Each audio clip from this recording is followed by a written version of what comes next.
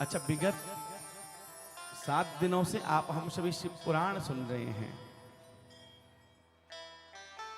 अच्छा, शिव पुराण कौन श्रोता सुन सकता है? शिव जो वो परा तत्व है, उस तत्व को कौन जान सकता है? आखिर किस जीव में इतनी सामर्थ्य है कि वो शिव पुराण की कथा सुन ले?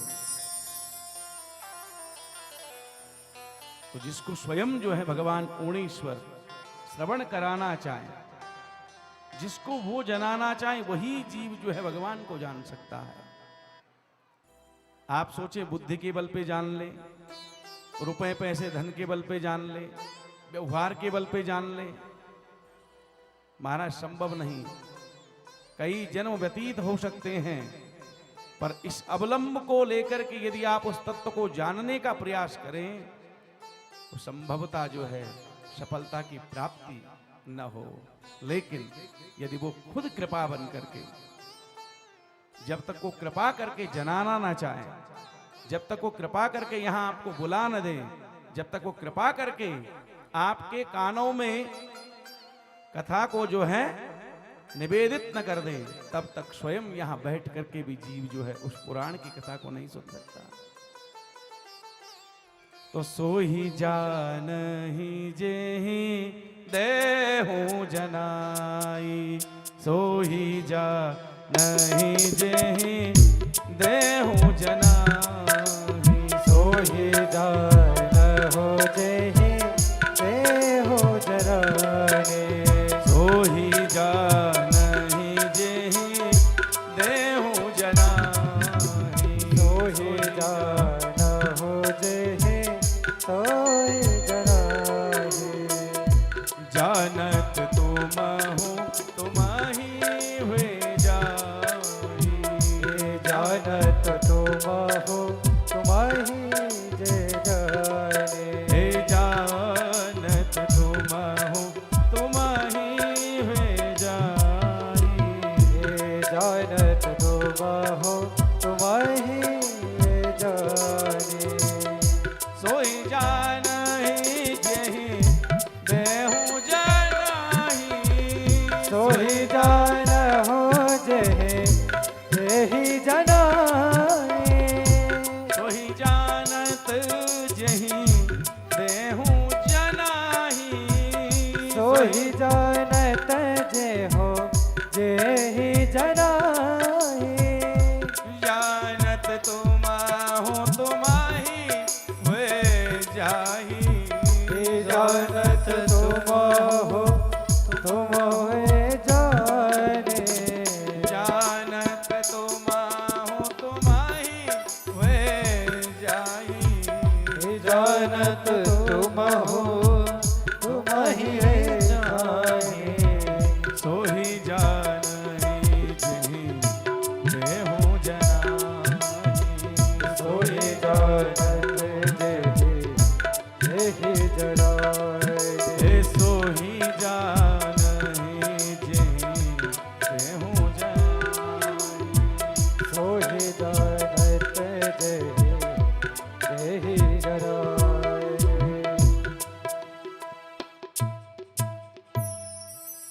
मानसकार कहते हैं उस पूर्ण ब्रह्म परमात्मा को, उस पराशक्ति को वही जीव जान सकता है जिसको स्वयं परमात्मा, जिसको भोलेनाथ, जिसको मेरे ऊणेश्वर महादेव जनाना चाहे।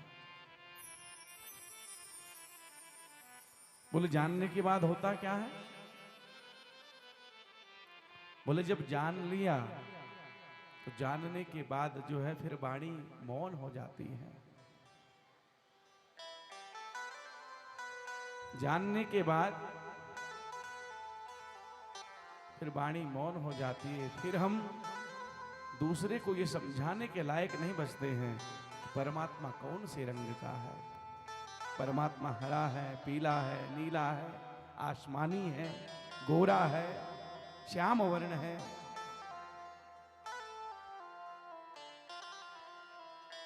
पर केवल जीव जो है उसी की माया से उसको जान सकता, उसी की कृपा से उसको जान सकता है। महाराज कठोपनिषद में एक कथा आती है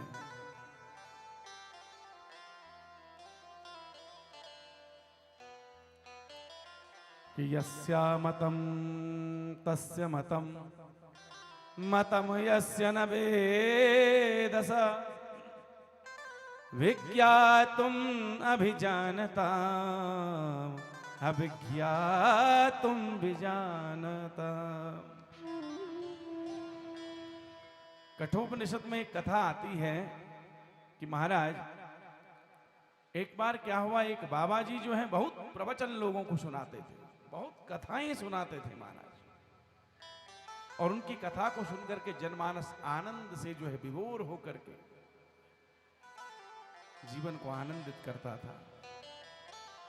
एक बार बाबा जी ने संकल्प लिया, अब कथा वार्ताएं बहुत हो गई हैं, अब जो है अंदर जाकर के जितनी कथाएं सुनाई हैं, जितनी गुरुजनों से सुनी है, उसका केवल अब मनन करना है। वाणी पर बिल्कुल मौन ले लिया महाराज। जिस नगर में रहते थे उस नगर को छोड़ करके जंगल में चले गए, भगवान के ध्यान में लीन हो गए। तो एक बार क्या हुआ कि बहुत समय व्यतीत होने के बाद एक बार बाबा जी जो है पुनः अपने गांव में लौटे। गांव में जब पहुंचे महाराज, तो जो बूढ़े बुजुर्ग थे उनके समकालीन, उन्होंने जब बाबा जी को देखा तो महाराज ऐसे प्रतीत हुआ जैसे मृत शरीर में जो है प्राण आ गए हों। और देखिए कुशल श्रोता वही है जो सत्संगी को देख करके जो है आनंदित होता है। ऐसा आभास हुआ जैसे मृत शरीर में प्राण आ गए हों। अब उस व्यक्ति ने सारे गांव में महाराज ढिंडोरा पीट दिया, बोले भैया वो पुराने बाबा आ गए हैं जो सत्संग सुनाया करते थे, कथा सुनाया करते थे।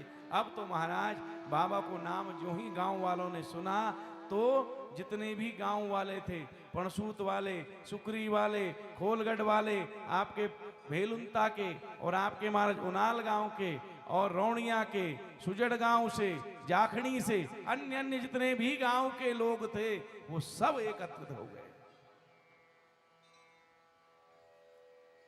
और आकर के सभी ने बाबा जी को घेर लिया।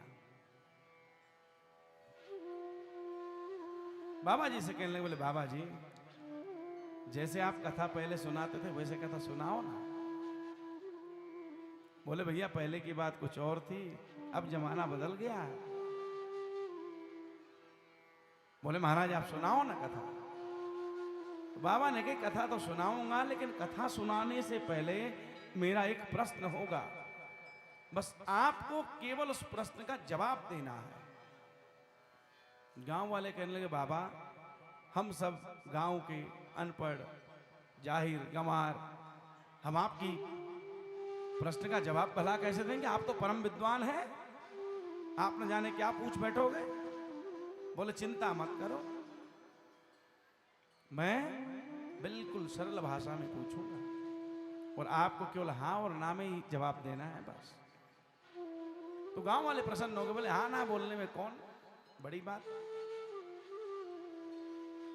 अब महाराज बाबा जी अपनी पर्णकुटी में थे, समस्त गांव के लोग एकत्रित हुए और ढोल बाजे के साथ में बाबा जी की पर्णकुटी पर पहुंचे।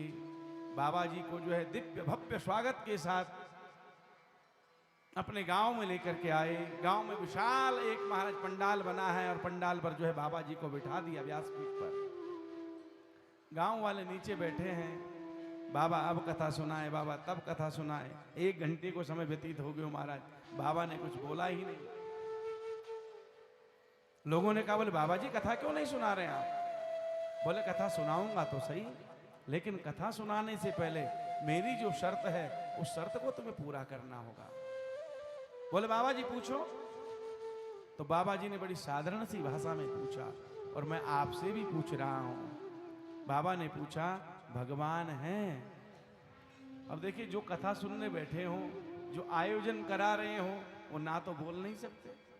सभी ने कहा बोले बाबा जी भगवान है, तभी तो संसार चल रहा है, तभी तो सारा प्रपंच जो है चलायमान हो रहा है। भगवान ही ना होता तो संसार चलता कैसे।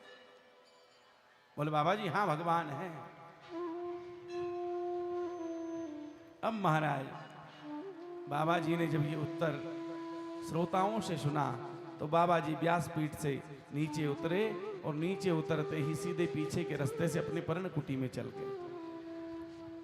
लोगों ने देखा बाबा जी तो व्यासपीठ पे नहीं है, भाई बात क्या है। बाबा जी ने प्रश्न पूछा था, भगवान है, हमने कह दिया है।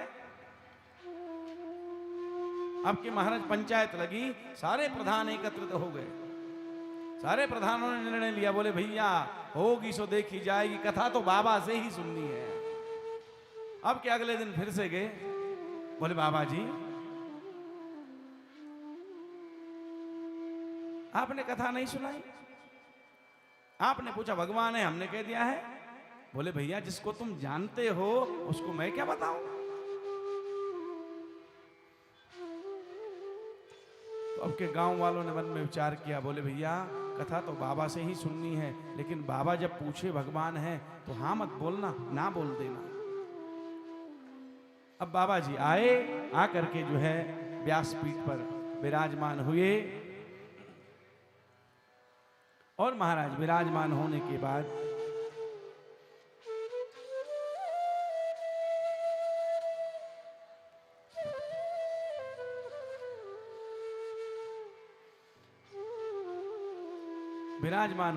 बाबा ने धीरे से पूछा, बोले हे गांव वालों बताओ भगवान है। तो महाराज हाँ का परिणाम तो देख चुके थे, मन में इच्छा थी कथा सुननी है। बोले बाबा जी भगवान कुछ नहीं होता है, ये संसार सब ऐसे ही चलता है, भगवान नाम की चीज कुछ होती ही नहीं है। अब तो महाराज जब बाबा ने सुना कि भगवान है ही नहीं, तो बाबा जी व्यासपीठ से उतरे, पर्ण कुटी में चल गए। अब लोग जो है महाराज कानाफूसी करने लगे, बोले बड़ा अजीब बाबा है, हाँ बोला तो कथा नहीं सुनाई, ना बोला तो कथा ही नहीं सुनाई। अच्छा गांव के लोग जितने सरल होते हैं महाराज उतने टेढ़े भी होते हैं। अब तो गांव के जितने भी प्रधान थे महाराज सभी ने जो है लठ हाथ में ले लिए, बोले भैया होगी सो देखी जाएगी, आज तो बाबा जी के सिर पे ही बजाएंगे, या को कथा तो सुनानी पड़ेगी। बाबा जी के पास में गए,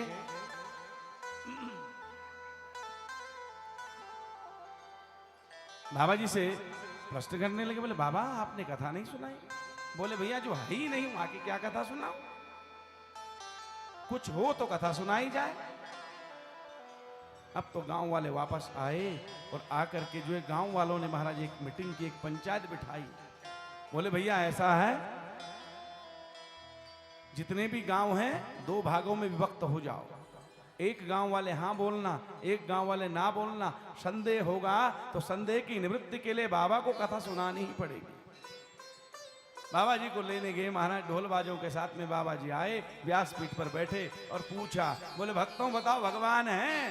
तो जो आगे बैठे थे वो कहने लगे हैं, और जो पीछे बैठे थे वो कहने लगे महाराज भगवान नहीं है। तो श्रोता सारे हाँ ना हाँ ना हाँ ना करते रहे। बाबा ने सुंदर मौका देखा, व्यासपीठ से निकल के पर्ण कुटी में चले गए। अब तो महाराज गांव वालों के धैर्य का जो है बांध खुल गया। सभी ने जो अपने घरों से एक एक लठ लेकर के बाबा की पर्ण कुटी को उजाड़ने लगे। बाबा से कहने लगे, बड़े विनम्र भाव से हमने पूछा हमें कथा सुनाओ, लेकिन आप कथा नहीं सुनाते। हमने हाँ कहा तब भी नहीं सुनाई, जब ना कहा तब भी आपने नहीं सुनाई, अब हाँ ना दोनों कह दिया आप तब भी नहीं सुनाते हो। तो बाबा जी ने महाराज गांव के लोगों से कहा, बोले जो हाँ कहते हैं वो एक लाइन में खड़े हो जाओ, जो ना कहते हैं वो एक लाइन में खड़े हो जाओ। जो जानते हैं कि भगवान है वो न जानने वालों को बता दो। गांव की बात है, गांव में पूरी हो जाएगी। मैं बाबा बैरागी ठहरा, मेरा तुम्हारे बीच में क्या काम।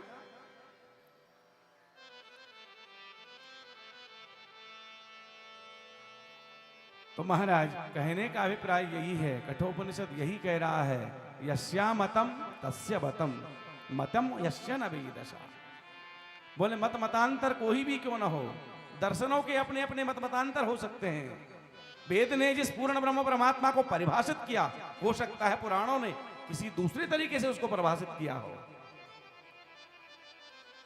मत मतांतर कोई भी क्यों ना हो, सिद्धांत कोई भी क्यों ना हो, पर जो व्यक्ति ये कह रहा है कि मैंने उसको जान लिया है, वो जाना नहीं है, वो ब्रह्म में है। और जो ये व्यक्ति कहता है कि भगवान तो महाराज बहुत बड़ी चीज है, हमारी क्या सामर्थ्य हम भगवान को जान पाए, मान लो कहीं न कहीं वो जानने की सीढ़ी पर खड़ा है, जानने की लाइन में खड़ा है। क्योंकि यस्या मतम तस्य मतम मतम यस्य न वेदसा विज्ञातुम अभिजानताम अभिज्ञातुम विजानताम। जो ये कह रहा है कि मैंने जान लिया, वो जाना नहीं है, भ्रम में है, और उसके चक्कर में पड़ोगे तो खुद भी भ्रम में पड़ जाओगे।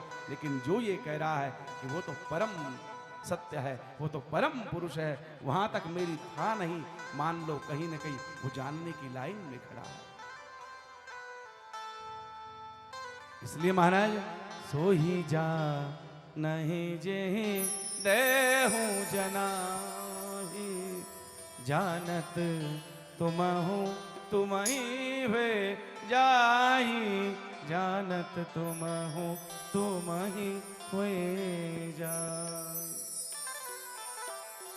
परमात्मा जिसको जनाना चाहे वही परमात्मा को जान सकता है। जब जान लिया तब वाणी मौन हो जाएगी महाराज। तब आप जो हैं कितना भी दूसरे को कहें भगवान हरे रंग का है, पीले रंग का है, नीले रंग का है, आपके लाख बार कहने से कुछ नहीं होगा। उस व्यक्ति को स्वयं जो है निरंतर निधिध्यासन करना होगा, भजन करना होगा, कीर्तन करना होगा, सत्संग करना होगा, नाम जाप करना होगा, तब वो व्यक्ति भी जान पाएगा कि भगवान कैसा है। एक उदाहरण से समझिएगा, आप यहाँ बहुत माताएं बैठी हैं, एक माता ने जो है अपने घर में खीर बनाई। अब खीर इतनी अच्छी बनाई महाराज कि खीर की खुशबू जो है पड़ोसन को चली गई।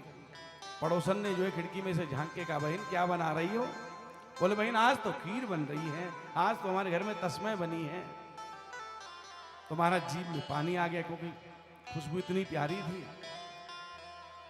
तो वो पड़ोसन आई और पड़ोसन को जो है वो खीर बनाने वाली बहन ने एक कटोरी में खीर दी और वो बहन खीर खाने लगी। अब जिस पड़ोसन ने खीर खाई है और जिसने खिलाई है, तो वो खिलाने वाली खाने वाले से बार बार पूछ रही है, बहन बता ना खीर कैसी है? उसने कहा बहन खीर मीठी है। बोले कैसे मीठी है? बोले जैसे गन्ने का रस होता ऐसे मीठी है।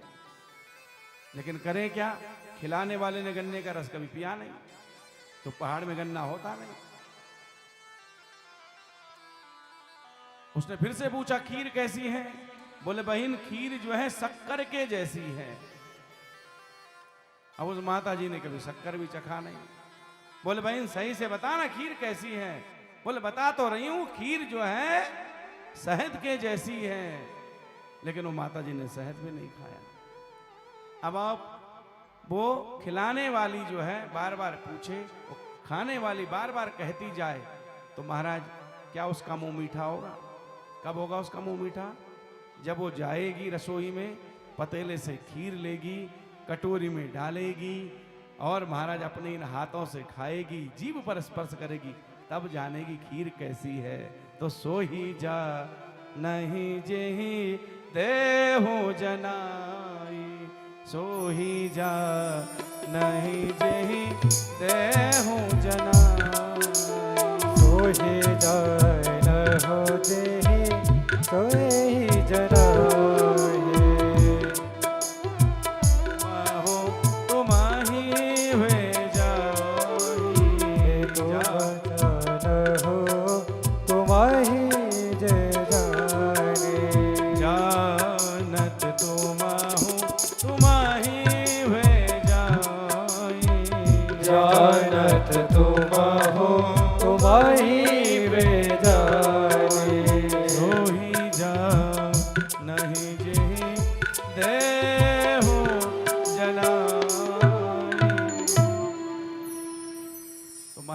जान सकता है जिसको भगवान ओणेश्वर जनाना चाहे, वही इस कथा के रहस्य को समझ सकता है जिसको वो समझाना चाहे।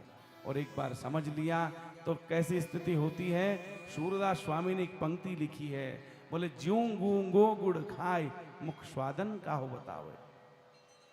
अब किसी गूंगे व्यक्ति ने तो गुड़ खा लिया हो और उसके सामने जुबान वाला व्यक्ति उससे कितनी बार पूछे गूंगे गुड़ कैसा है? अब गूंगे के मुंह में जुबान ही नहीं, क्या बताएगा? खट्टा है, मीठा है कैसा? तो यही स्थिति जीव की हो जाती है जब वो एक बार उसको जान लेता है, जानने के बाद वाणी मौन हो जाती है। और जीवन का सार भी यही है कि उसको जानने के बाद मौन हो जाओ, क्योंकि जब उसको जान लिया तो उसको जानने के बाद शेष कुछ बचता नहीं है। और वाणी का मौन मौन नहीं होता है महाराज। आप इंद्रियों से मौन हो जाइए, आप मनसा वाचा कर्मणा मौन हो जाएं। व्यक्ति तभी तक संसार में भटकता है, तभी तक वो जो है तड़पता है, जब तक अभिलाषाएं, जब तक उसकी आकांक्षाएं पूरी नहीं होती। अभिलाषाओं और आकांक्षाओं को पूर्ण करने वाला वो तत्व है, और जब वो मिल गया तो अपने आप व्यक्ति